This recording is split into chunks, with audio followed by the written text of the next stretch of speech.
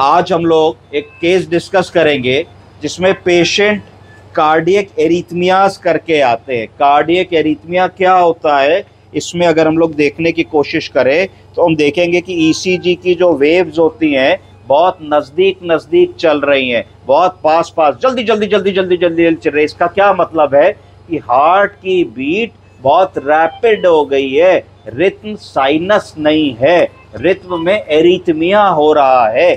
इसका मतलब हुआ कि हार्ट जब कॉन्ट्रैक्ट करता है तो ऑरिकल्स और वेंट्रिकल्स सिंक्रोनाइज होकर के कॉन्ट्रैक्ट और रिलैक्स करती है। एक चैम्बर फूलता है, दूसरा पिचकता है, फूलता है, पिचकता है, तो ब्लड भरता है और ब्लड प्रेशर मेंटेन होता है। एरिथमिया यानी कि ये जो एरिथमिया हो रहा है इसको एट्रियल फ्लटर या एट्रियल फिब्रिलेशन एरिथमिया कहते हैं। इसका मतलब है कि हार्ट की जो ऑरिकल है वो इरेगुलर बीट करने लगती है, अर्थात मिक्सी की तरीके से जब ऐसे बीट करेगी तो हार्ट में फिलिंग ही नहीं हो रही है। यानी कि जब हार्ट बीट करेगा तो उसको कुछ समय चाहिए कि उसमें खून भरे, जब खून नहीं भर रहा होगा तो बार बार ऐसे ही चलेगा, तो इस स्थिति में ब्लड प्रेशर बिल्कुल ड्रॉप कर जाएगा।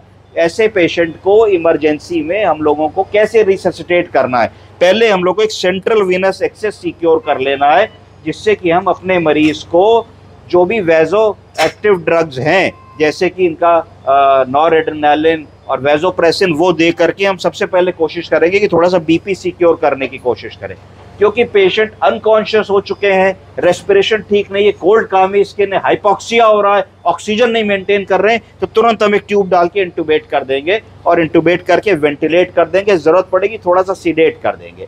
अब आपका मेन ऑब्जेक्टिव होगा कि किसी तरीके से मीन आर्टीरियल प्रेशर बढ़े, स्लाइटली बीपी बढ़े, एंटी एरिथमिक ड्रग देके एरिथमिया को सेटल करें। अगर नहीं हो पा रहा है तो डीफिब्रिलेशन या कार्डियोवर्जन करके हम एरिथमिया को सेटल करें। उसके बाद ये सब चीज़ जैसे ही सेटल होती है तो हम देखते हैं कि रिथम रेगुलर आ गई, हार्ट रेट 100 आ गया है, SpO2 मेंटेन कर रहा है, पेशेंट को एक्सट्रूबेट करने का टाइम आ गया है, सीडेशन से आउट हो गए हैं। तो रुक जाइए बाबूजी, परेशान मत होइए, अभी हम आपकी ट्यूब निकाल देते हैं। पंडित जी परेशान मत होइए, अब हम मरीज़ को एक्सट्रूबेट कर देंगे और एक्सट्रूबेट करते ही मरीज़ को बेटर फील होगा, क्योंकि ये थोड़ा सा परेशान हो रहे हैं ट्यूब से, क्योंकि इस समय होश में आ गए हैं और इनका सीडेशन हम लोगों ने बंद कर दिया था जिससे एक्सट्रूबेट कर सकें। तो ट्यूब की पहले हम लोगों ने एयर निकाल ली बलून से, बलून पिचक गया, 8 नंबर की ट्यूब थी और हमने धीरे से इस ट्यूब को पुश करके बाहर निकाल लिया। इस ट्यूब को बाहर निकाल लिया हम लोग ने बिल्कुल, क्योंकि कली पड़ी थी तो ट्यूब कोई ब्लॉक नहीं है, कोई किंक्ड नहीं है। जब सिराना उठा दीजिए, क्योंकि ट्यूब हमने निकाली है, हमको थोड़ा सा नेबुलाइज कर देंगे, एक बार हल्का सा सक्शन कर देंगे मरीज़ को।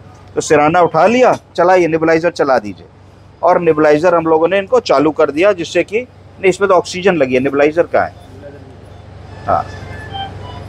हाँ देखिए ट्यूब निकल गई आपकी, ठीक है।